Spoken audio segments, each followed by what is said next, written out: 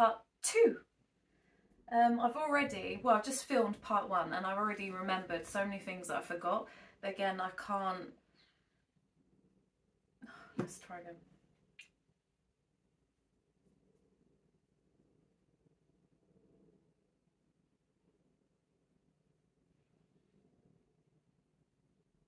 Hello and welcome back to part 2.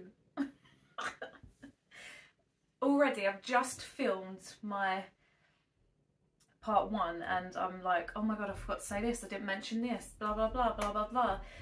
So it's all just going to be messy because there's so many things, like I said in my previous video, I just can't remember, and I can't remember timelines, years, blah blah blah. It's just so messy. So there's probably so much in all of these videos that I'm uploading, all of these, like part 1 and 2 probably. Doubt there's a part 3 because I could probably squeeze it into this one. But it's like I've already... What am I talking about? I've lost my thought already. Again, sorry for any surrounding noises. Got to work with what we got. Work with what we got. Oh my god, my head. Sorry, I need to start again because coming from part 1 and turning the phone off, my brain was just feeling a bit overwhelmed, a bit emotional, a bit like so much pressure to like get it right, to get every detail, to get every timeline correct, remember everything. But I'm human. I'm not able to do that. I can't put that pressure on myself. I can't fully remember everything. I'm not going to cover everything in here, and in the future something might come out that I did this and did that. It's not because I'm lying or hiding anything, I just totally forgot and something might trigger me to remember or whatever. So let's just focus on now. So the things I did forget in the part 1 is, I forgot to mention I stayed on at my college as well. My secondary school. I stayed on. Oh. See, look, 'cause I've put so much stuff on me, but I'm not re-recording this. I can't do it. Keep it real. Breathe. So I stayed after doing in year 9, so year 10 and 11 I chose drama. I didn't pick dance because I don't know why, but I ended up doing, because it's 2 years GCSE, so I did drama GCSE. Again, I can't remember my other GCSEs, probably got chucked out, I didn't do them, but I went on to do the GCSE dance. And remember, this is like a 2-year course. I've done my drama. I managed to get put onto the dance one. I'm pretty sure I only had 2 weeks to learn 2 years worth of the dance, and you had to do your own dance, or you had to do a group dance, you had to do a partner dance. You had to remember everything. And at that time, how old have I been? 16, 15, 16 GCSE? Probably 16, wasn't it, at the back end? I want to say 16. Again, could be wrong, but I'm pretty sure it's 16. I didn't feel the pressure. I didn't feel stressed. I didn't overthink. Like, I miss that. I don't know if it's because you're younger and it's different hormones going on and different stage of your life. But, yeah, I just remember not feeling the pressure. 2 years in 2 weeks. And I smashed it. I loved it, enjoyed it. I ended up getting a C, so I'm really proud of that. Because the highest is like A star, A, B, C. So I got a C. I'm really, really proud. Well done to me. So I ended up doing GCSE dance and drama. And obviously I stayed on to do 2 years in the BTEC, drama, performing arts. So you did dancing and acting. And in that as well, again, I know I've gone back, but we did a couple things where we'd go, and I think we went to Les Miserables behind the scenes and we did some singing lessons there. Absolutely loved that. But the one thing I didn't like is when we went to Pineapple Dance Studios and we had to learn a dance. Honestly, thought I loved dance until I went to Pineapple Dance Studios, and I felt so awkward. I felt like I couldn't dance, felt like I couldn't move my body, I felt like I couldn't remember the steps. Like, it just felt so overwhelming. I really, really honestly felt so stupid, and I will use that word because that is my truth. I felt stupid, I felt silly, I felt just like, what am I doing? Like, what do I look like? And you have to look at yourself in the mirrors. I couldn't look at myself in the mirror. I felt so, oh, it was just so awkward and cringe and gross. I ended up standing out to the side. And funny enough, I got a job, and I'm going to the future now. Keep up with me. It's like a series, isn't it, where it goes to the future and past and present. You've got to try and figure out where she is in the story. Hopefully you do get it. I need to slow down. Am I talking? I went on to do like self-employed worked for, I think it's called Dream Academy, where you taught dancing and drama to literally babies to 16-year-olds. And I remember one of our like staff things was to go to Pineapple Dance Studios, and I had the exact same experience. I was much older this time. I hadn't danced for a long time either, because I've been out of this industry for a while, but I got into that little job. Again, I can't remember how old I was, 28, maybe 27, 26, who knows? Somewhere in my after 25s. That's all I know, before 30. So I did that for a while, and then when we went to the Pineapple Dance Studios, I could not. I tried my hardest and I did push through, and I did stand there and get through it and got involved, and I didn't, in the end though, when it got towards the end, I did end up standing to the side because there was recording. I was like, I don't want to be in this recording. I look so silly. What is my face doing? What is my body doing? Just everyone looks so professional and cool and hip, and they just look the part. Me, I don't know what I look like. But it just ruined dance for me from there. I was like, maybe I'm not a dancer, I can't dance. And I've lost my confidence in dance now. I feel too fat, I feel too ugly, I feel too gross. Just feel like I haven't got the body for it. I feel like I look stupid, silly, awkward, uncomfortable. Yeah, and it's unfortunate because I love music, I love to dance, I love to move, but I just don't think I'm good like I did when I was in GCSE and college. I thought, I can dance, and I was confident and I was happy, and that's completely gone now. So I just dance for fun, not professionally, not to be watched. I would love to get into dance again, like salsa or whatever, but in my head, the only way I can do that, for me, that's how my brain processes, is it's like, well, you need to lose weight, you need to get skinny, you need to be slim to do that, because you're not going to look good.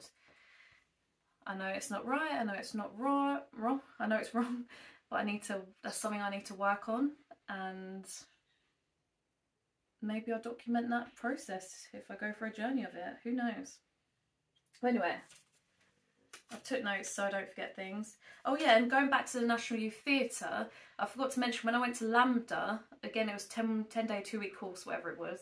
I didn't actually complete the course, and again it was because I didn't feel comfortable, but it was also because this is where now, money, I didn't have the money to get the travel there, and I felt so embarrassed to mention it, or yeah, I felt too proud to share my struggles, and I wish back then that I mentioned my struggles to say I can't afford it, because I have a feeling that they potentially may have made something happen, I'm not sure.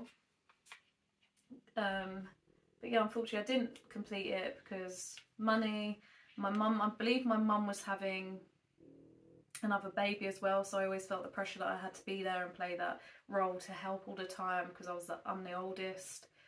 Had a lot of responsibility at home, if you want to call it home, the roof over my head, my mum's home. Yeah, anyway, it's a whole nother story. But yeah, I didn't finish it, unfortunately. And what else is there that I didn't mention? No, I think that's it for now. We can go straight into the uni thing.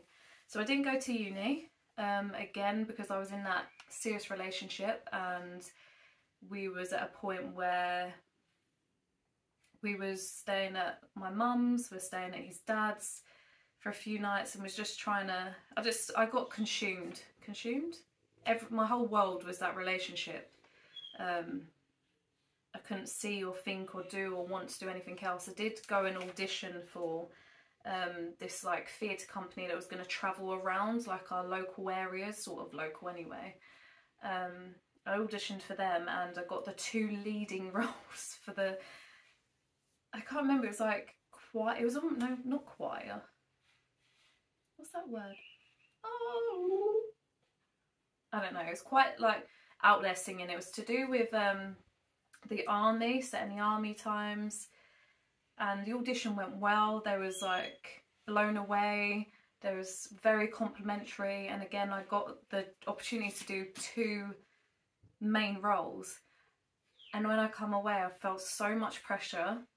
Again, I don't know what's happened to me, I felt so much pressure. I didn't feel good enough, I didn't feel like I was able to do it, I didn't feel like I can sing.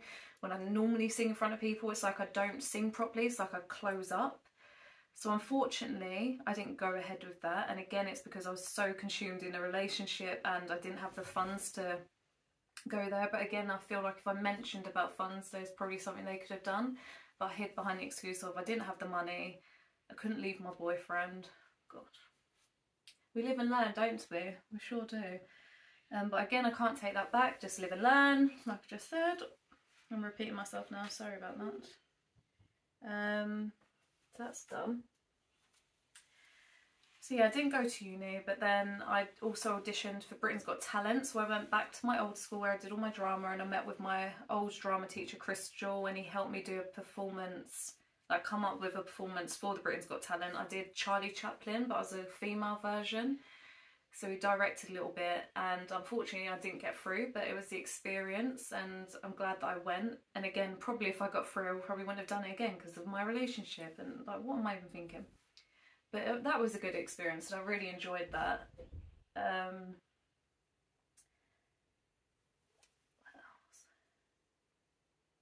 Oh yeah, so the Britain's Got Talent was the first audition that I hadn't been accepted, so that was my first rejection, if you want to call it that. And I didn't fully feel rejected. It was like, it felt okay, like it felt fine. Again, it was my first experience of not auditioning and not getting the role or the opportunity. I was like, okay, that's fine, fair enough.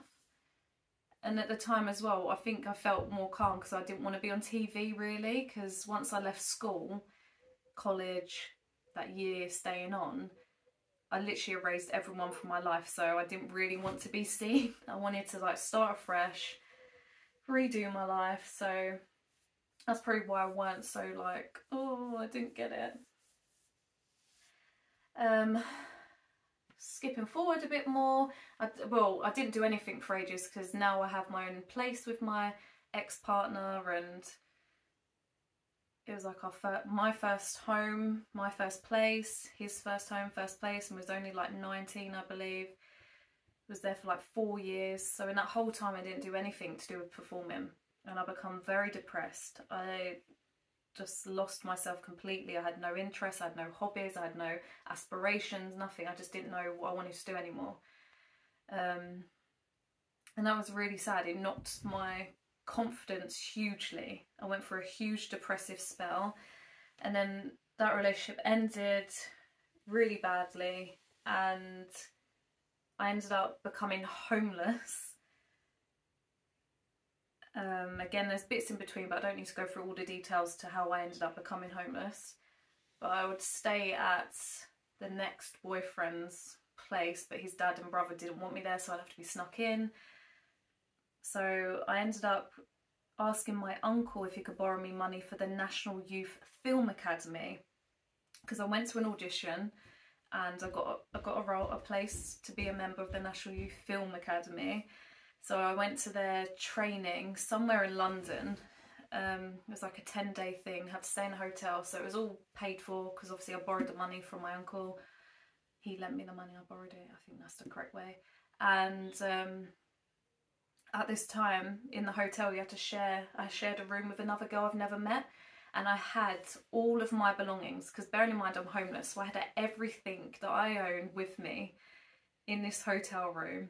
No one knew that I was homeless. I didn't even have a mobile phone, so my boyfriend at the time ended up coming down and stayed with me the night. And then my nan put money into my account so I could get a phone. So it was like I don't even know what they're called now, like a little black BT phone with like the screen and the buttons, like really, really old. So I was able to use that, put credit on it, but I had no money for food really. Again, my nan gave me a little bit of money, what she could afford, and I wasn't really eating much because I couldn't afford food. I couldn't afford to go and socialise too much, so I did seclude myself a lot. It was just such a horrible experience that I couldn't fully be in the experience of learning the film and TV acting. And again, I weren't really behind the camera, I was just standing watching a lot of time. So it was just hard for me to be present. And then even we went to Warner Bros. Studios, Harry Potter, I just ended up walking all the way through it. I wasn't present, I wasn't focusing, I was just not in a good place. So then I got the coach to meet my boyfriend where he's staying with his family. That was a whole bad experience anyway. So yeah, I was homeless. So now from there, I'm now just trying to survive. I'm not even thinking of acting. I'm not even thinking of performing. I've just got to figure out how to get a roof over my head, how to get food in my belly, how to survive basically. Didn't have time for dreams and aspirations and what I wish to be in that. So then once I've started finding my feet and that, there's so much being skipped, so it might not make sense. So basically I live with my nan now. I'm coming up to 11 years being here. So in the time I've been here, I've had an abundance of jobs, because again, as an actress, you're told, find a job you can fall back on. Okay, I've done so many jobs, I've not felt happy, fulfilled, content, nothing. It doesn't fulfill me. I want to be creative. I want, yeah, I just want, yeah. So I've been trying to do that, because apparently the performing arts can't fund you a future, what's the saying they say? The arts don't pay for anything, it's just a hobby. I can't remember. I've heard so many different things that you can't survive off being a performer. And I've always been ignorant to it, like, yeah, you can, but you can't. You really can't. You have to have a job. Well, you might be able to if you've got, some people have the supportive family around them where they fund everything for them, they can do that. Good for you, like, but no, that's not me.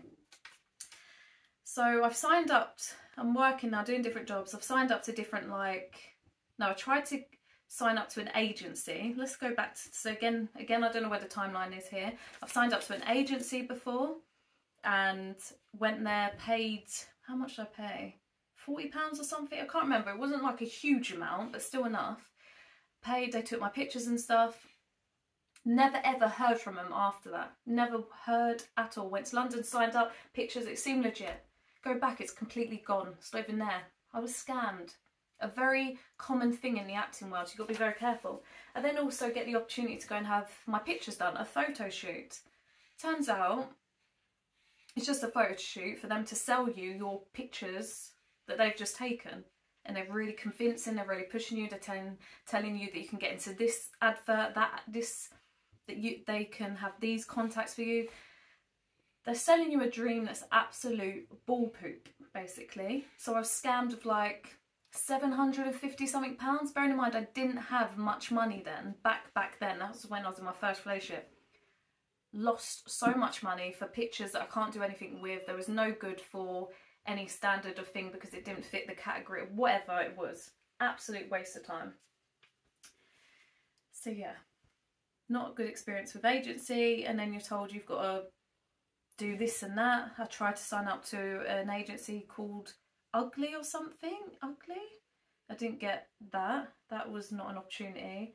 And then the most recent thing I did is I went last year to the Unseen Drama School in London and did, I can't remember how many days it was. I literally can't remember. Again, see, I've zoned out. But that was some training, and again, I just felt like I didn't fit in. I was thinking, what am I doing? It was making me question if I wanted to be an actress anymore. I felt like I've lost all my passion and confidence and skills and abilities, and it wasn't until the last day that we had to do like a monologue. We had to quickly learn and then just stand up and do it, that my feedback was, you're a natural. And it was the first positive feedback I've heard in a very long time.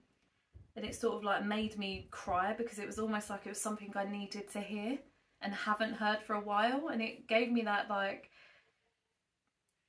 it almost sparks that fire inside of me that maybe I am good at this. Maybe it is something I'm destined to do and should fulfill it, and just keep pushing and try so hard, not give up. Even though it's like a cutthroat industry, I think they call it. But yeah, just again, we had to do a monologue for that and film it. And I think at home, I filmed that monologue probably like 200 something times, because I was just like, I don't sound good. I look silly. I was just so overthinking it, and I still wasn't happy with the final product. And my monologue didn't get passed through, so that wasn't successful. But it was still an interesting experience that I don't know, I found it a bit boring, to be honest. I was a bit bored. I felt like it was stuff I already knew, but I did learn some things as well, so that was good. But yeah, it was just like disheartening for me. I was like, there we go. So then I have signed up to a casting place called, what is it called? 210 Casting. So it's spelt 2, the number 10 casting. And that's where I had my first opportunity to work as an extra on The Empire of Light. So it was called the ballroom scene. Again, I can't talk fully on it, I don't believe. Well, now it's out, I can, I'm not sure. Anyway, this is my second time as an extra. So my first time as an extra, again, I was on some sort of casting website. I think it was called Star Now. And I did something, I think it was called Saving Jane. I did an extra role in that. It was my first extra role. I thought it was really boring. I thought you have to wait for ages. I was like, this isn't exciting, fulfilling. Anyway, so again, never did acting stuff again. But then recently I did The Empire of Light. So I believe that was last year. So that was like my first proper experience on set. And again, it's so much waiting around, like a lot of waiting around, a lot of time changes, a lot of messing around, like, can you come in this day? Oh no, we don't need you that day. Can you come in at this time? No, can you come in at this time? Like, times kept changing, days kept changing, things kept getting extended, things kept getting cut off. And when you're, so at the time I wasn't working, but my partner was working, so it was very difficult for him because I was relying on him to drive me, and we even I ended up booking 2 Airbnbs, well he did, and it cost more for the Airbnbs than what I got paid there. So it was just like one of those things that I didn't make money from it at all, but it was an experience, and like I say, I've done it, and again, it was just, it was a weird experience because everyone there is like, I don't know if all actors are like it, but they're all just top trumps in one another. It's like, I've done this, I've been there, I've seen this actor, I've done this, and it's just very braggy, and it's just such a weird, it's almost like a cult, like the way everyone's bragging about themselves and how confident they are, but not in a what's the word, not in like a nice confidence. It's like a arrogance, I'm better than you. And I was just like, what is this environment I'm in? Do I really want to be an actress? Is this for me? So that's where I am now. I'm just in a position where I don't know if I've got the passion for it anymore. I don't know if I'm good at it anymore. I don't know if I want to be in that culture of it anymore. But I do just, I'm always performing around the house. I'm always singing, I'm always dancing, I'm always acting. But is it, I don't know. So I'm lost. I don't know what to do. I don't know if to go and do some more short courses or what. But again, I'm held back by myself, by feeling too fat, too ugly, too short. I don't fit the brief of an actress or whatever. I'm just... But I also don't want to blend in. It's always really good to stand out. I think it's important that you don't become part of that culture and you can be your own person, because I think that helps you shine the brightest out of everyone. I just don't feel like I've got that shine anymore. But yeah, watch this space, because if I am to do any more acting auditions, any more acting courses, whatever, I will document it and see what happens, because it is a really hard industry, the arts, like dancing and acting, music. I wish it was a bit easier, especially those that are so talented. Like, there should be, we've got X Factor, all these, The Voice, loads of stuff for singing, but what about for actors? What is there for actors? Because nowadays things cost. You've got to pay for your pictures, you've got to pay to get to your auditions, you've got to pay for this, pay. It's so much money. What about these actors, actresses, thespians, whatever you would like to be called, isn't financial? They haven't got their family to support them, they haven't got this. What is there for people? Because there's a lot for under 25s. I'm 33 now, and there's not a lot of bursaries, grants, help from my age range, I don't believe. Not that I'm aware of. If you know of anything, please comment and let me know. But yeah, that's my acting story, part 2. There won't be a part 3 because I've crammed them into a part 1 and a part 2.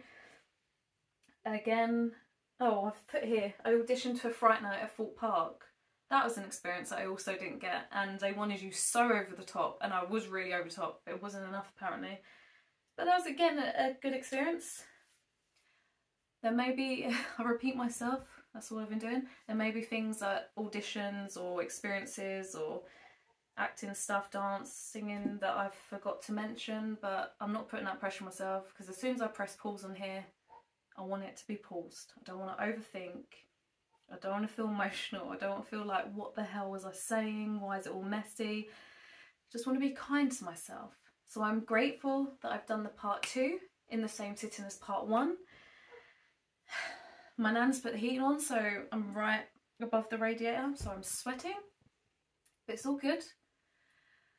Again, thank you for listening. If you've got this far, I appreciate you. And leave me any comments of your acting experience, if you've got any sort of stories and that, because I'll be interested to hear. Because it is, like I said, a very hard industry. Especially when you feel like you've got a talent and a skill in it, but it's like no one can see it because you can't afford it, or... yeah. Anyway, bye.